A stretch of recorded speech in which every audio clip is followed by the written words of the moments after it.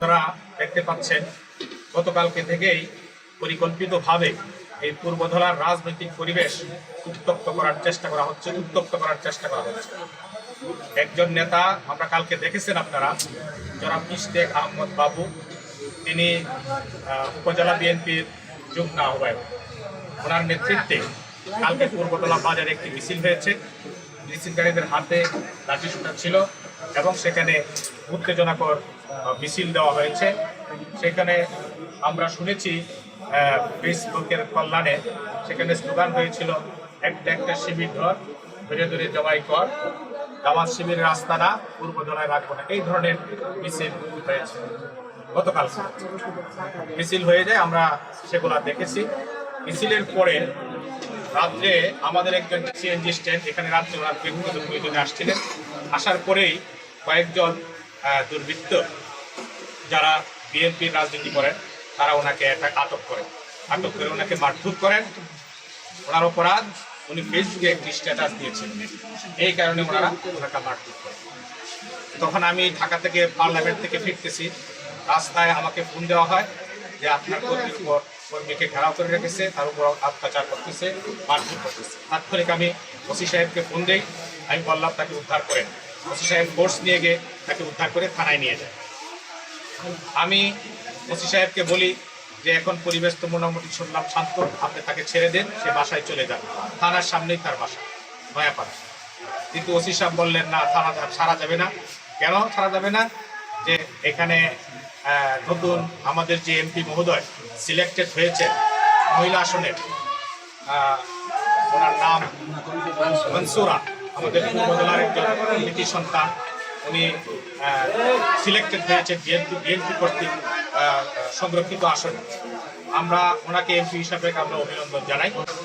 যে ওনার রেফারেন্স দিয়ে ওসি সাহেব বললেন যে উনি বলেছেন এটা মামলা দিতে হবে আইসিটি আইন।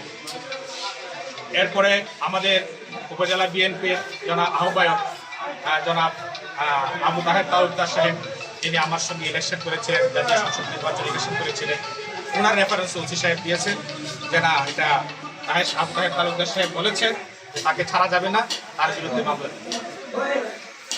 আমি সকালবেলায় আসলাম ভার্চুয়ালি। সেই মিটিংয়ে আমরা সিদ্ধান্ত নিলাম কি করা যায়। জেলা আমির সাহেব ছিলেন, আমি তাদেরকে বললাম যে পার্লামেন্টে তো সরকারি দল বিরোধী দল দুই দল সৌহার্দ্যপূর্ণ পরিবেশ সৃষ্টি করার জন্য চেষ্টা করতেছে। দুই দলে মিলেই রাষ্ট্রীয় ক্রাইসিসগুলা একসাথে সমাধান করার জন্য চেষ্টা চলছে এবং সকলেই দেশটাকে সামনের দিকে, দুই দল সরকারি দল বিরোধী দল মিলেই সামনের দিকে দেশটাকে এগিয়ে নেওয়ার জন্য সেই ধরনের প্রচেষ্টা চলছে। অতএব আমরাও চেষ্টা করি, লোকাল বিএনপির সাথে যোগাযোগ করি আমরাও সেই ধরনের আপনার পার্লামেন্টের বার্তা ওনাদেরকে দেওয়ার চেষ্টা করি। তখন এটা সকলেই একমত হলেন। আমাকে দায়িত্ব দেওয়া হলো যে আপনি আবু তাহের তালুকদার সাহেবের সাথে কথা বলেন।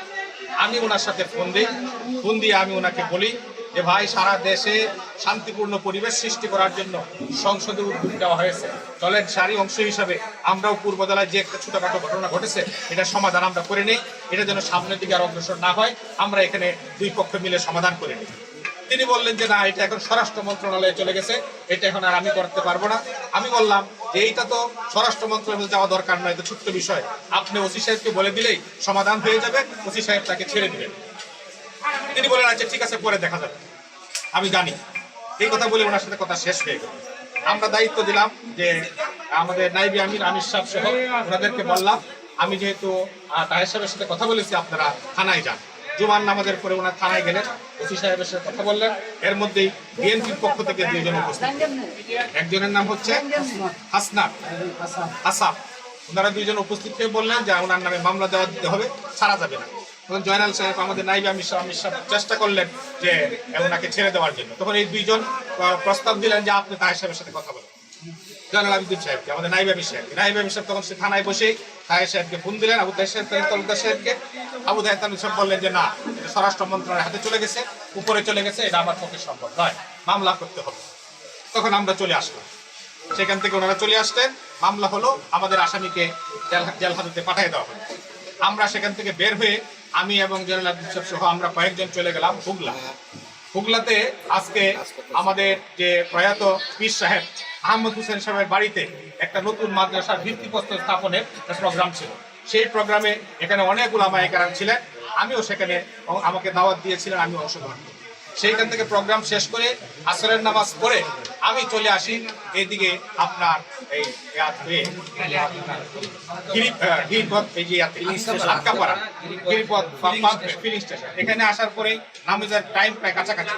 আমি তখন পাম্পে গাড়িটা ঢুকানোর পরেই দেখি যে মালিক সাহেব এখানে আছেন। উনি আমাকে একটু আগে ফোন করছিলেন, হ্যাঁ, পাম্পের মালিক ম্যানেজার আছেন। তখন আমি ওনাদের সাথে কথা বললাম, মত বিনিময় করলাম। এর মধ্যে আজান হয়ে গেল, আমি চলে আসলাম মসজিদে নামাজখানায়। আমরা সবাই যারা ছিলাম নামাজে ঢুকে গেছি নামাজখানায়। নামাজ চলাকালীন সময়ে আমরা নামাজ থেকে চিৎকার শুনতে পেলাম। এর মধ্যে শুনতে পেলাম গাড়ি ভাঙচুরের শব্দ। এর মধ্যে আমার গাড়ি ভাঙচুর হয়, এখানে এক উত্তেজনা করে পরিবেশ সৃষ্টি করে তারা এসে গাড়ি ভাঙচুর করার পরে আমার গাড়ি ভাঙচুর হয় এবং আমাদের জারি ইউনিয়নের যে সভাপতি ওনারও মোটরসাইকেল ভাঙচুর হয়। পরে ওনারা মসজিদের দিকে ধাওয়া করে, মসজিদের দিকে আসেন এই সন্ত্রাসী বাহিনী। মসজিদে এসে মসজিদের মুসল্লিরা সকলেই মিলে প্রতিরোধ করে দরজা বন্ধ করে দিয়ে ভিতর থেকে জোর করে দরজার মধ্যে ধাক্কা দিয়ে মুসল্লিরা বসে থাকেন, যাতে করে তারা ভিতরে ঢুকতে না পারে।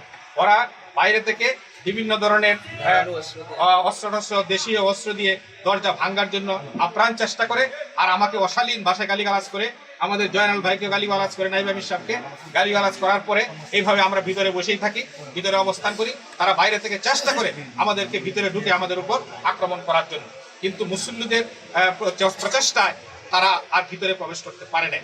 এইভাবে একটা পর্যায়ে আমি সেখান থেকে ওসি সাহেবকে ফোন দিই, 999-এ ফোন করি। আরও কয়েকটি জায়গায় আমরা ফোন করার পরে কিছুক্ষণের মধ্যেই প্রশাসন সেখানে উপস্থিত হন।